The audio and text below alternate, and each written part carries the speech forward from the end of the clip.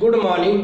आज हम surface of solid of revolution, किसी भी द्विम आकृति के परिक्रमण से बने ठोस का क्षेत्रफल का सूत्र हम पढ़ेंगे और उन्हीं सूत्रों के आधार पर सवाल हल करेंगे। तो पहला फॉर्मूला है वक्र y equal to F X. इसका मतलब वक्र किस रूप में दे रखा है? कार्टेशियन फॉर्म में, कार्तीय रूप में दे रखा है। तो ये चार फॉर्मूले हैं। जब वक्र y बराबर एफ एक्स के रूप में दे रखा हो, या वक्र x is equal to function of y के रूप में दे रखा हो, या r is equal to function of theta के रूप में दे रखा हो, और चौथा है कि x है वो t का फलन हो और y भी t का फलन हो, जिसको पैरामेट्रिक इक्वेशन बोलते हैं। तो इन चारों के फॉर्मूले हम पढ़ेंगे और उन्हीं के आधार पर हमें सवाल हल करेंगे। तो पहला दे रखा है कार्टेशियन फॉर्म में, जब वक्र y is equal to F X के x बराबर a तथा x बराबर b भुज किसी भी बिंदु के x निर्देशांक कहलाते हैं भुज और y निर्देशांक कहलाते हैं कोटि। तो x बराबर a तथा x बराबर b भुज के मध्य चाप के x अक्ष के परितः परिक्रमण से जनित पृष्ठीय क्षेत्रफल आयत का फॉर्मूला होता है, वो ये है। अब ये फॉर्मूला कैसे आया वो देखो। मान लेते हैं वक्र y बराबर एफ एक्स के पर दो बिंदु लेते हैं, कैपिटल A, एक है कैपिटल B। कैपिटल A के भुज का निर्देशांक है x is equal to a और बिंदु B पर भुज का निर्देशांक है x बराबर b। अब क्या करेंगे, इस चाप पर एक बिंदु P लेते हैं। वो ले लिया हमने बिंदु, ये P है, जिसके A से P तक की दूरी मान लेते हैं चाप AP बराबर हमने मान लिया s। इस बिंदु के निर्देशांक है x y। बिंदु P के निर्देशांक क्या है? x और y, और चाप AP की लंबाई मान लिया हमने s। इसके अन्य निकटवर्ती बिंदु लेते हैं हम Q। इस बिंदु Q के निर्देशांक है x प्लस डेल्टा x और y प्लस डेल्टा y। तो चाप AQ, तो चाप AQ बराबर हमने मान लिया s प्लस डेल्टा s। इसका मतलब चाप PQ का मान क्या हो जाएगा? चाप PQ बराबर हो जाएगा डेल्टा s, क्योंकि यहां से यहां तक की दूरी है s प्लस डेल्टा s, यहां से यहां तक की दूरी है s, तो ये कितनी हो जाएगी? Delta s। तो चाप PQ बराबर आ गया डेल्टा s। अब क्या करेंगे, इसको परिक्रमण करवाएंगे, चाप AB को x अक्ष के परितः परिक्रमण करवाएंगे। परिक्रमण से बने ठोस का क्षेत्रफल क्या बनेगा? तो क्षेत्र जो ठोस क्या बनेगा देखो,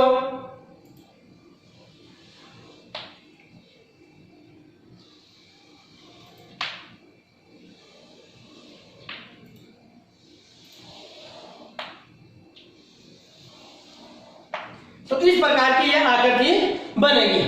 अब क्या करेंगे, बिंदु P से एक्स पर लंब डाल दिया Pn, बिंदु Q से एक्स पर लंब डाल दिया Qn।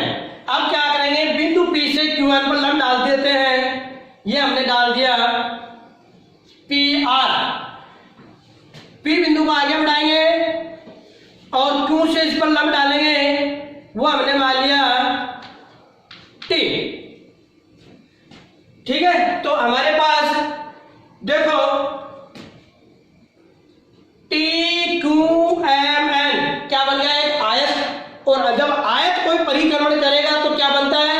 बेलन बनता है। ठीक है, फिर चाप PQNM ये परिक्रमण करेगा तो एक 3D पिक्चर बनेगी, जिसमें इस प्रकार की आकृति बनेगी। जो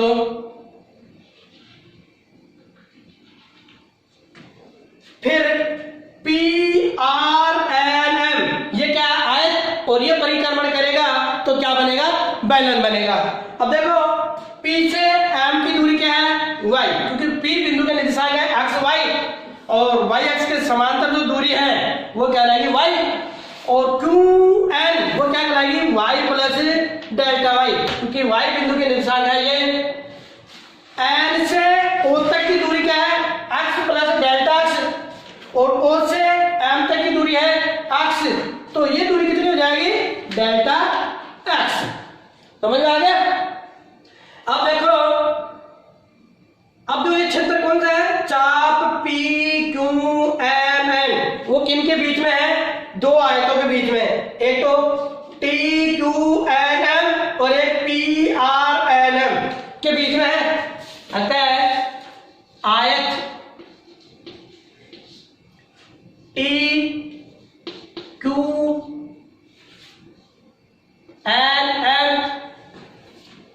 वो लेस देन क्या हो जाएगा,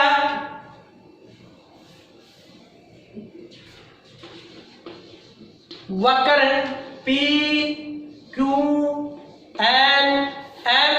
और लेस देन क्या हो जाएगा, आयत PRNM, ये हो जाएगा।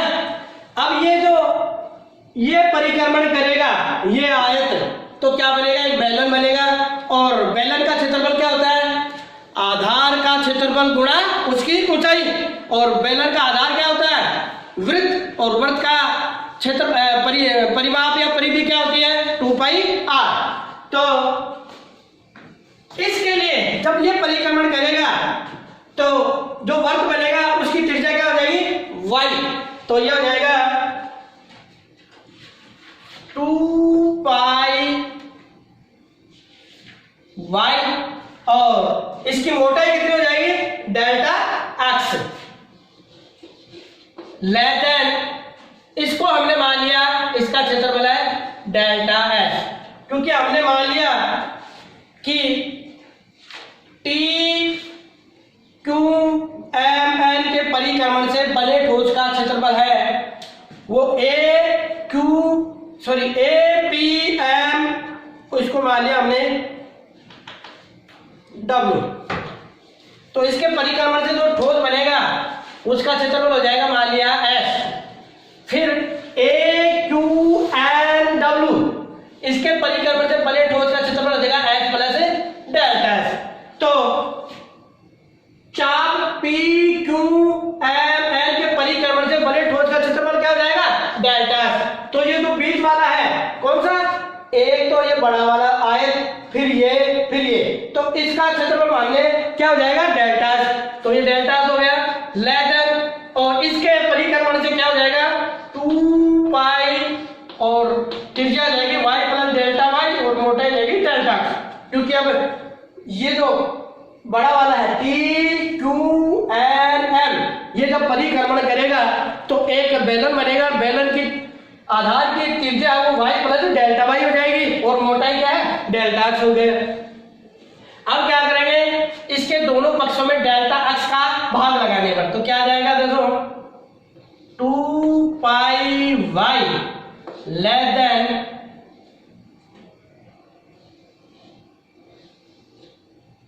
देखो ये चाप की ये लंबाई जो है वो कितनी है, डेल्टा s है, न कि डेल्टा x है।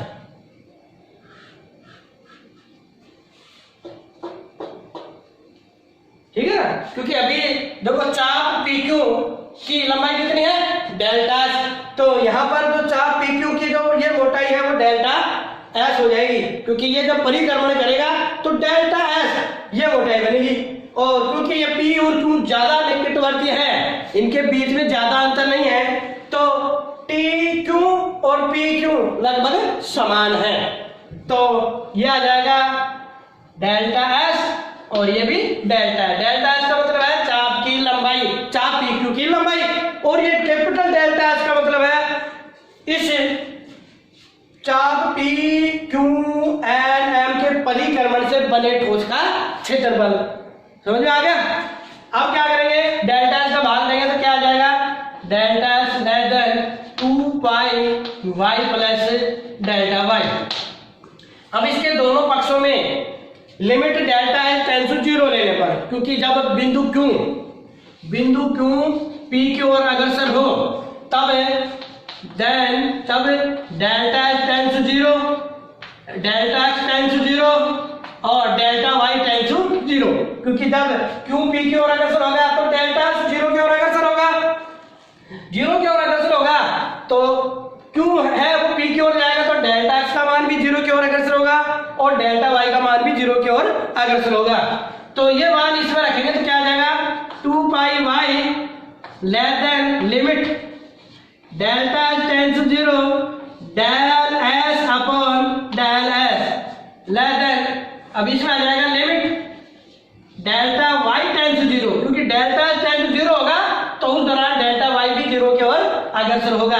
तो 2 pi y plus delta y, तो यह आ जाएगा 2 pi y less than d S upon D s less than, यह आ जाएगा 2 पाई वाई, क्योंकि लिमिट डेल्टा वाई क्या जीरो की ओर रख देंगे तो 2 पाई वाई। अब देखो यही राशि 2 पाई वाई से बड़ा है और 2 पाई वाई से छोटा है, यह तभी संभव होगा जब ये मान है 2 पाई वाई के बराबर हो। इसका मतलब यह हो जाएगा D S upon D S is equal to 2 pi Y. इसको हम ऐसे लिख सकते हैं D S is equal to 2 pi Y D S. अब ये क्या है, चाप PQ के परिक्रमण से बने ठोस का क्षेत्रफल। हमें तो क्या क्या ज्ञात करना है, इस पूरे चाप AB के परिक्रमण से बने ठोस का क्षेत्रफल ज्ञात करना है। तो इसमें यहाँ पर लिमिट आ जाएगी, limit A to B ds is equal to समाकलन A to B 2 pi Y ds। ये क्या आ जाएगा, S क्षेत्रफल एट पॉइंट x बराबर b, क्योंकि जब इसका समाकलन करेंगे तो s आएगा और इसका मतलब ये आएगा, इसका समाकलन करेंगे तो ये आ जाएगा s to a to b। पहले अपर लिमिट रखेंगे एट पॉइंट b, फिर माइनस लोअर लिमिट रखेंगे तो वो सेम करेंगे, minus s at point x बराबर a इज इक्वल टू समाकलन a to b 2 pi Y D S. S at A point B minus S at point A X बराबर A. अब देखो x बराबर ए यहां पर है, इसके इधर क्षेत्रफल कितना है 0, क्योंकि इधर चाप की लंबाई है नहीं है तो वो परिक्रमण करेगा तो कोई ठोस नहीं बनेगा, ठोस नहीं बनेगा तो उसका क्षेत्रफल भी 0 होगा। अतः इस राशि का मान क्या हो जाएगा 0 हो जाएगा। अतः ये हटा देंगे 0 आ गए तो इसका मतलब कैपिटल एस इस चाप AB के परिक्रमण से बने ठोस का हमने क्षेत्रफल जो माना था वो कैपिटल एस मान लिया, बराबर समाकलन A to B 2 pi Y ds। इसको स्कूल करेंगे तो क्या आएगा, A to B 2 pi Y ds upon dx dx। और ये क्या कहलाएगा, चाप की लंबाई का अवकलज। जो हमने प्रीवियस क्लासों में हमने पढ़ा था कि चाप की लंबाई का अवकलज एक चैप्टर है, तो इसका फॉर्मूला क्या होगा, अगर जब वक्र किस रूप में दे रखा y बराबर फंक्शन ऑफ s के रूप में, तब ds अपॉन ds का मान क्या होगा, वर्गमूल 1 प्लस dy अपॉन dx का होल स्क्वायर। ये कहलाती है चाप की लंबाई का अवकलज। y दे रखा है उससे dy अपॉन dx ज्ञात कर लेंगे, इस फॉर्मूला में रखेंगे तो ds अपॉन dx का मान आएगा, वो यहाँ रखेंगे, y का मान समीकरण से रखेंगे, लिमिट हमें ज्ञात होगी, उससे उस चाप के परिक्रमण से बने ठोस का क्षेत्रफल ज्ञात कर लेंगे। तो ये फॉर्मूला आपको याद रखना है, s इज इक्वल टू समाकलन A to B 2 pi Y ds। कब, जब वक्र किस रूप में दे रखा हो, y बराबर f और किसके परिता परिक्रमण कर रहा हो, अक्ष के परिता परिक्रमण कर रहा हो। अब इसी का आधार पर दूसरा फॉर्मूला यह है, यदि वक्र किस रूप में दे रखा हो, x is equal to function of y और y बराबर c से y बराबर d, कोटियों के बीच मध्य चाप वो y अक्ष के परिता परिक्रमण करे तो बने पृष्ठीय क्षेत्रफल s का फॉर्मूला हो जाएगा s इज इक्वल टू समाकलन c से d 2 पाई x ds, या ऐसा लिख सकते हैं समाकलन a c से d 2 पाई x ds अपॉन dy और dy, और ds अपॉन dy का फॉर्मूला क्या हो जाएगा, चाप की लंबाई के अवकलज से वर्गमूल 1 प्लस dx अपॉन dy का होल स्क्वायर। मतलब इसका चेंज हो जाएगा, यहाँ पर y था x आ जाएगा, यहाँ पर x है y आ जाएगा, यहाँ पर y आ जाएगा, यहाँ पर y और यहाँ पर ये चेंज हो जाएंगे। तो आपको फॉर्मूला जब वक्र किसके परितः परिक्रमण कर रहा है, y अक्ष के परितः परिक्रमण कर रहा हो, तो बने ठोस का क्षेत्रफल का सूत्र होगा वो ये है S इज इक्वल टू समाकलन c से d। ये y की लिमिट है, c है वो दो कोटियों, क्योंकि y है इसका मतलब कोटि आएगा, अक्ष है तो मतलब भुज आएगा, तो दो कोटियों अक्ष y बराबर c से y बराबर d, 2 पाई अक्ष ds, ठीक है।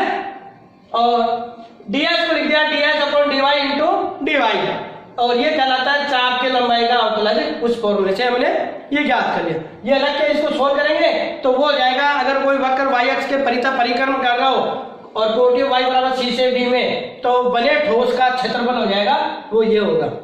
अब तीसरा फॉर्मूला ये है, अगर वक्र पोलर फॉर्म में दे रखा हो, इसका मतलब कहलाता है r is equal to function of theta के रूप में दे रखा हो, और थीटा बराबर अल्फा से थीटा बराबर बीटा इनके बीच में परिबद्ध हो, तो उस वक्र का जब प्रारंभिक रेखा, इसमें अक्ष क्या कहलाएगी, ध्रुवीय रूप में अक्ष प्रारंभिक रेखा कहलाती है, वो प्रारंभिक रेखा के परितः परिक्रमण करे तो बने ठोस का क्षेत्रफल हो जाएगा S इज इक्वल टू समाकलन 2 पाई y ds, और थीटा बराबर अल्फा से थीटा बराबर बीटा, या इसको और सोल्व कर सकते हैं, समाकलन थीटा बराबर अल्फा से थीटा बराबर बीटा 2 पाई y ds upon d theta, क्योंकि यहाँ पर स्वतंत्र चर क्या है, थीटा,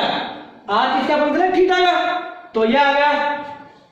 और ये कहलाता है चाप की लंबाई का अवकलज, जिसका फॉर्मूला होता है ds upon d theta is equal to वर्गमूल r square plus dr upon d theta का होल स्क्वायर, ठीक है। ये फॉर्मूला याद रखना है। और जब वक्र ध्रुवीय रूप में दे रखा हो और इन दो कोणों के बीच में घिरा हुआ हो, तो जो परिक्रमण करेगा प्रारंभिक रेखा के परितः, तो बने ठोस का क्षेत्रफल का सूत्र होता है वो ये होता है। चौथा फॉर्मूला है,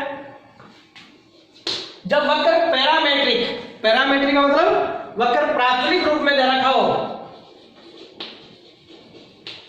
पैरामेट्रिक रूप में दे रखा, अर्थात अक्ष है वो t का फलन हो और y है वो t का फलन हो, y भी t का फलन हो और अक्ष भी t का फलन हो, तो वो कहलाता है वक्र पैरामेट्रिक इक्वेशन।